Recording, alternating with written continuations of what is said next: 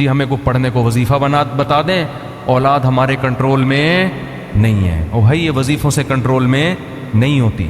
تو اللہ فرماتے ہیں ہمارے نیک لوگوں کا جذبہ ہوتا ہے کہ ان کے گھر میں کیا ماحول ہو، ایسا کہ آنکھیں دیکھ کے ٹھنڈی ہو جائیں۔ تو آنکھیں پب جی والے کو دیکھ کے کبھی بھی ٹھنڈی نہیں ہوتی۔ آپ کی بچی موبائل پہ لگی ہوئی ہے صبح شام ہے، اس کو بھی سیٹنگ کرائی ہوئی ہے، الو بنایا ہوا ہے، صرف تم لکھا ہوا ہے اس کے لیے نا، ادھر بھی صرف تم ہی 25-30 ہوتے ہیں، پھر ابا کو ٹوپی کرا رہی ہے، اماں کو ٹوپی کرا رہی ہے، بھائی کو ٹوپی کرا رہی ہے، اور اس لیے کرا رہی ہے کہ اس کو پتا ہے میرا بھائی بھی ٹوپیاں کرا کے نکلتا ہے، یہ مدنی مسجد کا کہہ کے جاتا ہے، پتہ نہیں کہاں سے ہو کے آ رہا ہوتا ہے، سب ٹوپی گیری چل رہی ہے۔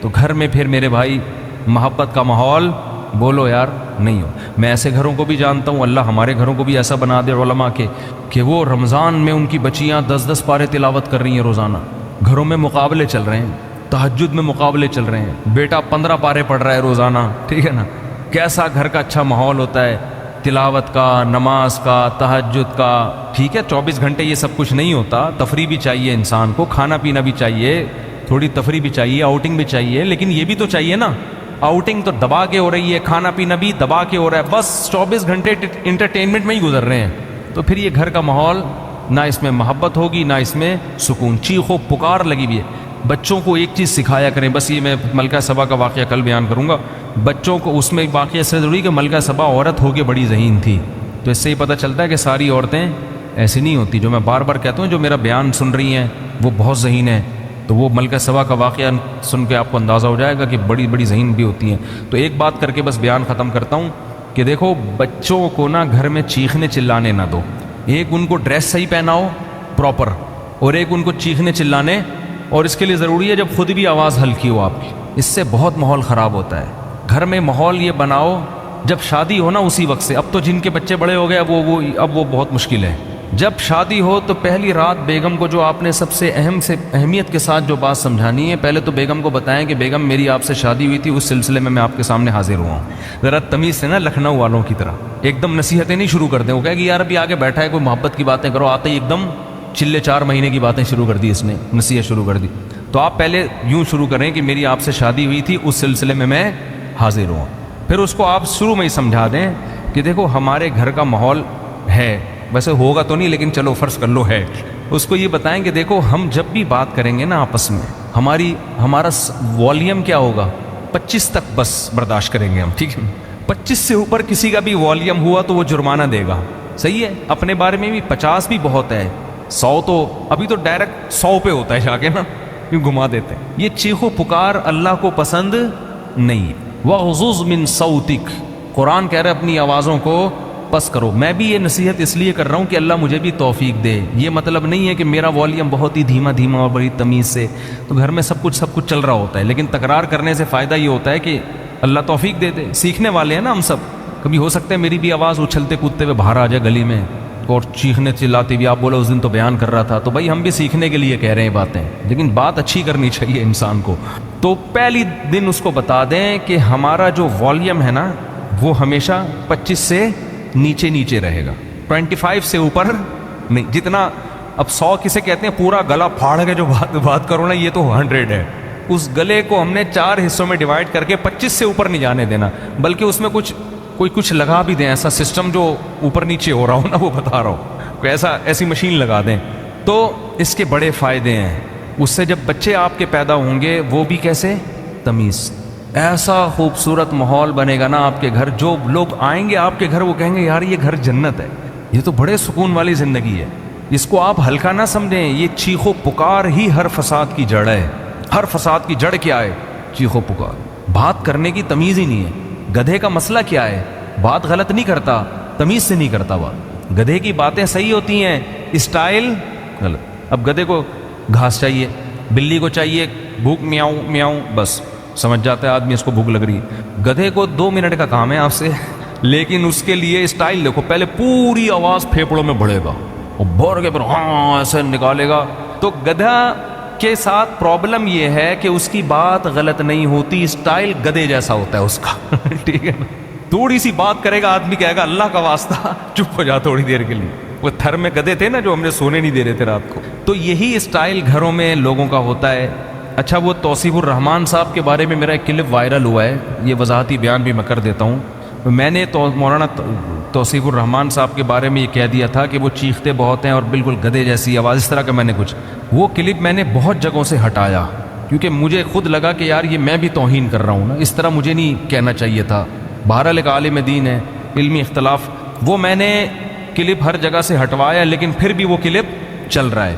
تو توصیف الرحمان، مولانا توصیف الرحمان صاحب تک کوئی بھی میرا پیغام پہنچا سکتا ہے نا، تو میرا معذرت نامہ ان تک پہنچا دے کہ میں نے اس سے معذرت بھی کی ہے اور اس کلپ کو جگہ جگہ سے ہٹایا بھی ہے، لیکن وہ مختلف چینل پھر کوئی نہ کوئی چینل چلا دیتا ہے، پھر کوئی میرے خلاف کوئی کلپ بنا ہوا ہوتا ہے کہ یہ دیکھو ایک عالم کو یہ کہہ رہے ہیں۔ تو وہ بات فی نفسی ہی درست ہے کہ بات آرام سے کرنی چاہیے، لیکن وہ کچھ زیادہ ہی ہو گئی تھی کہ کسی کو پورے صاف کسی کے بارے میں نام لے کے کہہ دینا کہ گدھے کی طرح، تو یہ تھوڑا زیادہ ہو گیا۔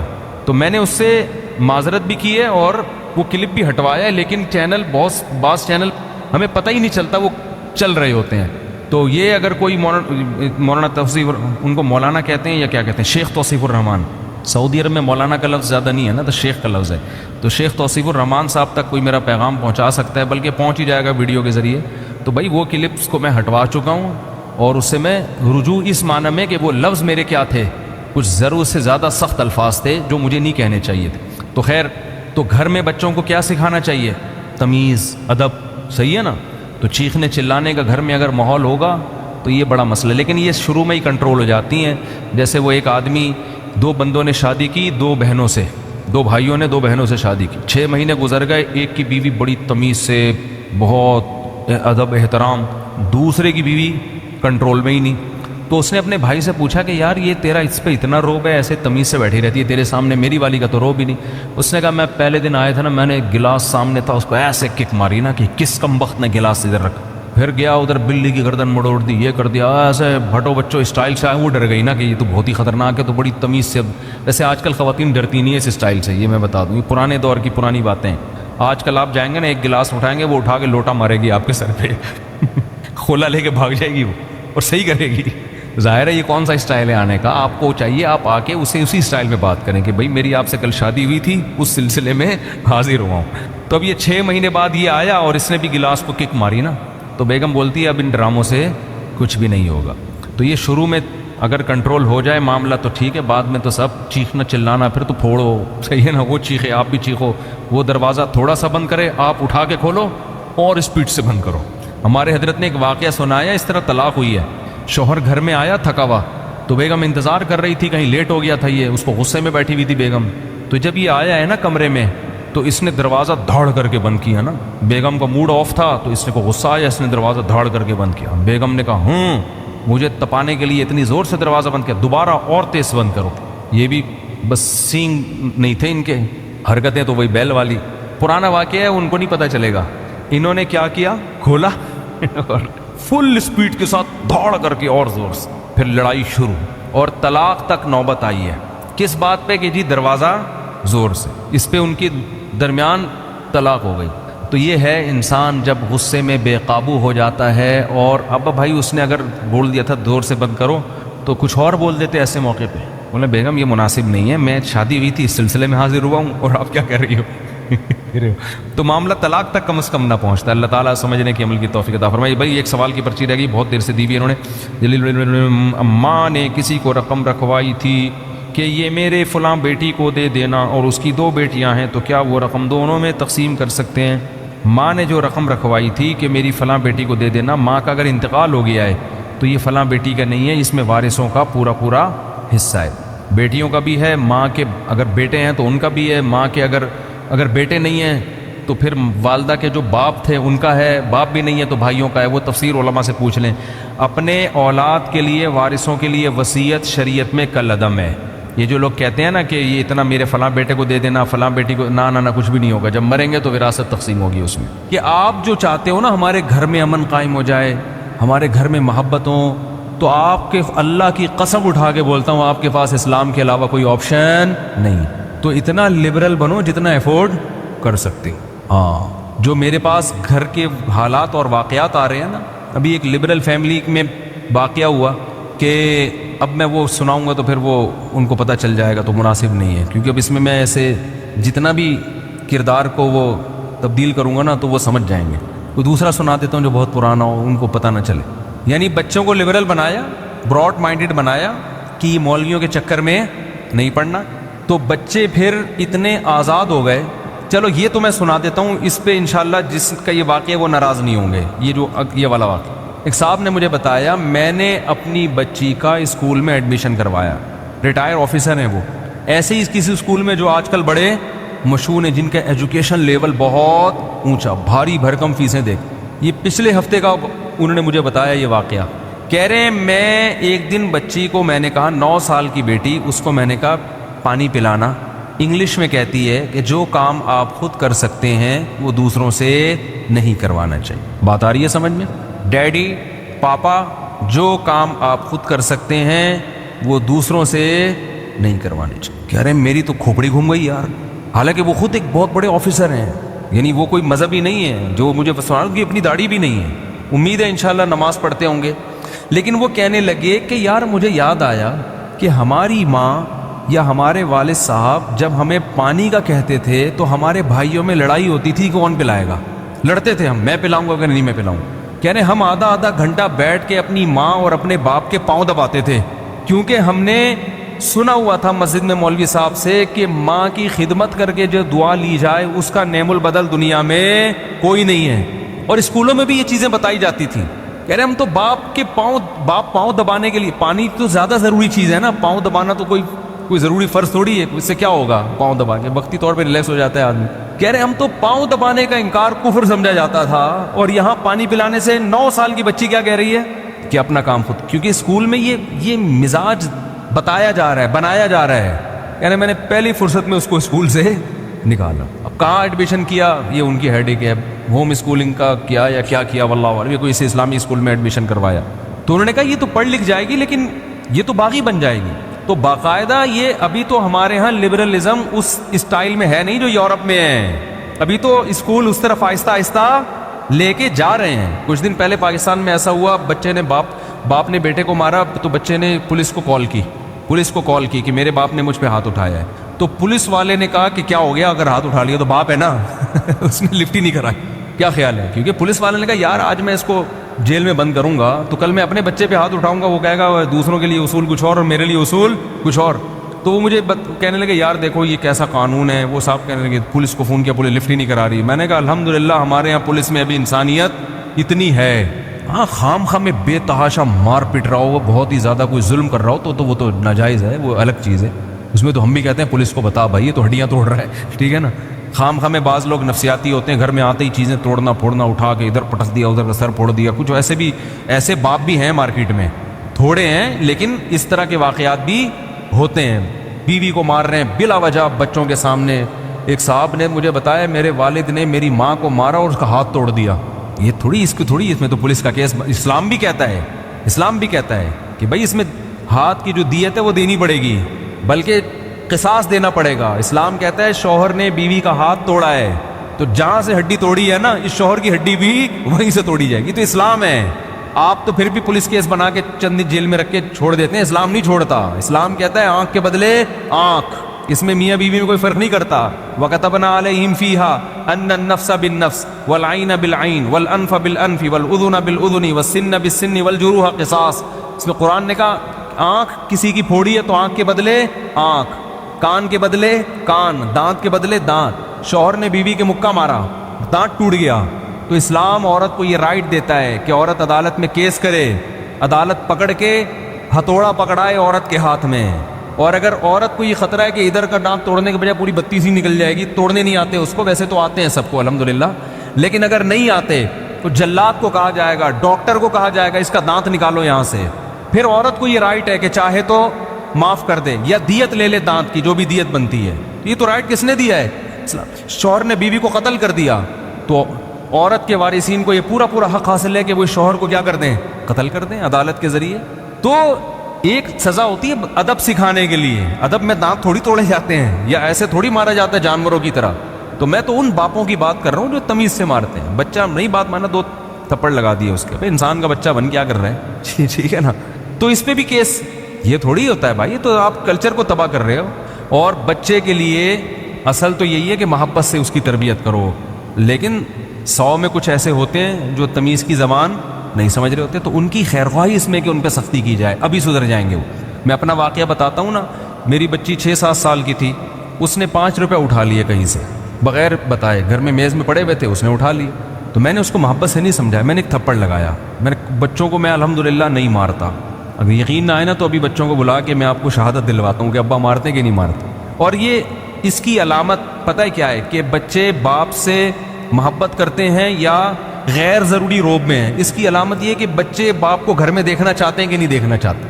اگر وہ چاہتے ہیں کہ ابا ہمارے گھر سے باہر زیادہ رہیں، گھر میں تھوڑا آیا کریں، تو یہ اس کی علامت ہے کہ آپ ابا کم ہیں، جلات زیادہ ہیں۔ اور اگر بچے چاہتے ہیں کہ ابو گھر میں رہیں ہمارے پاس، اس کا مطلب آپ اگر سختی کرتے بھی ہیں تو وہ جلاد والی سختی نہیں ہے۔ تو الحمدللہ بڑی بات نہیں کر رہا، اللہ نظر بس سے بچائے، میرے بچے چاہتے ہیں کہ ابا کہاں رہیں، گھر میں رہیں، ٹھیک ہے نا۔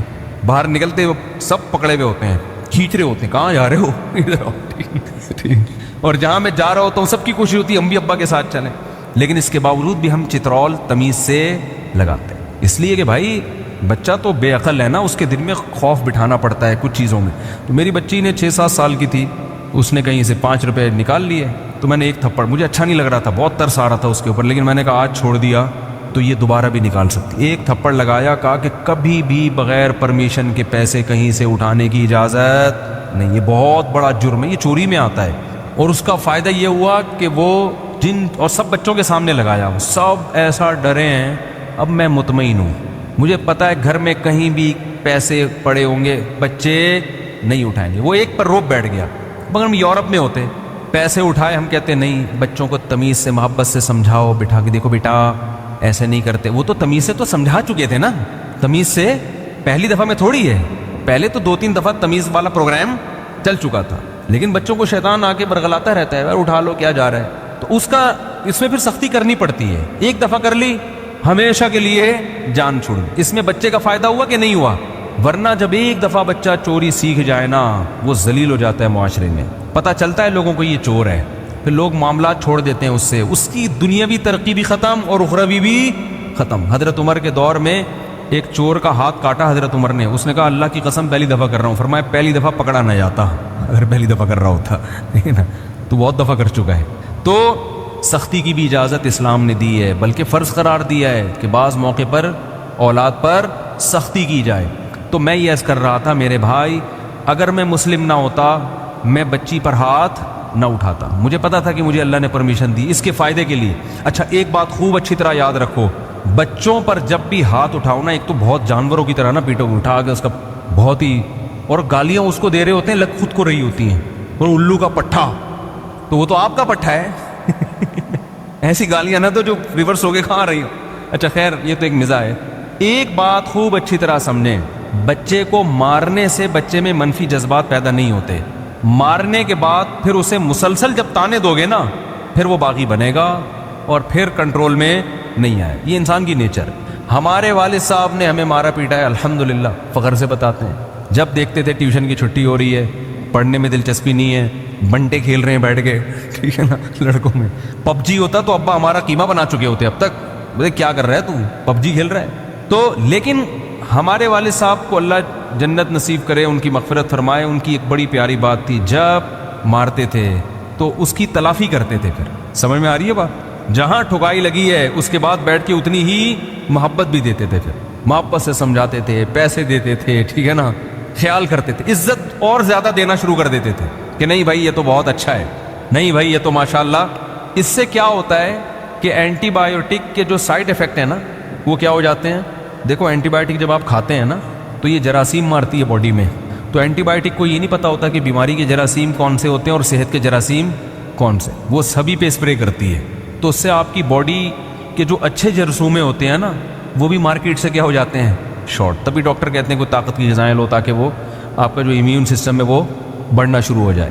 یہ شہد ایک واحد اینٹی بایوٹک ہے جو آپ کھاتے ہیں تو صرف خراب جرثوموں کو ختم کرتا ہے وہ، اور صحت مند جرثوموں کو اور طاقتور بنا دیتا ہے وہ۔ یہ اللہ یہ بھی دیکھو، یہ خود سے بنا ہوتا تو اتنی تمیز ہوتی؟ ابے جو اینٹی بایوٹک سائنسدان بنا رہے ہیں ان میں تو تمیز نہیں ہے، وہ تو سب کچھ ختم کر رہے ہیں جا کے، تبھی تو اینٹی بایوٹک کھا کے آدمی کیسا ہو جاتا ہے نا تھوڑے دنوں میں۔ آگمنٹن کھاؤ، 15 دن کا کورس کرو، 15 دن بعد آپ کے وہ جرثومہ تو مر گیا ہوگا، ٹھیک ہے نا، لیکن آپ بھی قبر کے قریب پہنچ چکے ہوتے ہو, عجیب سے آپ کی, پھر ڈاکٹر کہتے ہیں بھائی کچھ کھا یار, کچھ جوس موس پی, اس طرح کرتے ہیں کہ نہیں کرتے؟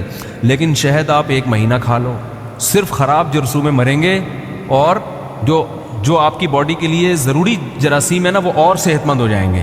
تو خیر میں یہ عرض کر رہا تھا کہ جب بچے پہ ہاتھ اٹھے یا گھر والوں پہ سختی کی آپ نے, کبھی ہوتا ہے پڈا مڈا ہو گیا سختی کی, تو اس کی تلافی کرنی چاہیے انسان. ماں باپ بعض دفعہ یہ کرتے ہیں, بچوں کو کوٹتے پیٹتے رہتے ہیں, اور پھر بجائے تلافی کریں, ان کو محبت دیں, ان کو تھوڑا تفریح کے لیے لے جائیں, کچھ تھوڑے سے عزت دے دیں, تھوڑی سی تعریف کر دیں لوگوں کے سامنے, نہیں بھی ہمارا بیٹا تو بہت اچھا ہے, الٹا اور ذلیل کرنا شروع کر دیتے ہیں. ادھر بچے کو مارا, بھائی اب غصہ اتار لیے, ختم نہیں جی, جب بھی وہ آئے گا نا, یہ تو ہے ہی 2 نمبر آدمی, یہ تو ہے ہی چور, اس سے کوئی اچھی توقع نہ رکھنا. اس نے فلاں کیا چوری کرتے ہوئے پکڑا گیا, نہیں تو مجھے ذلیل کر کے چھوڑے گا, مجھے تو اس سے کوئی توقع ہے ہی نہیں. یہ باتیں ہو رہی ہوتی ہیں. وہ کہتا ہے نہیں ہے تو پھر ٹھیک ہے, نہیں ہے وہ یہی کہے گا نا. ہم تو اس کو مشورہ بھی دے رہے ہیں کہ یہ نہ کہو آپ, پھر بھی اچھے بنو, لیکن شیطان کو موقع مل جاتا ہے, پھر لوگوں کے سامنے اپنی اولاد کو ذلیل کر رہے ہوتے ہیں.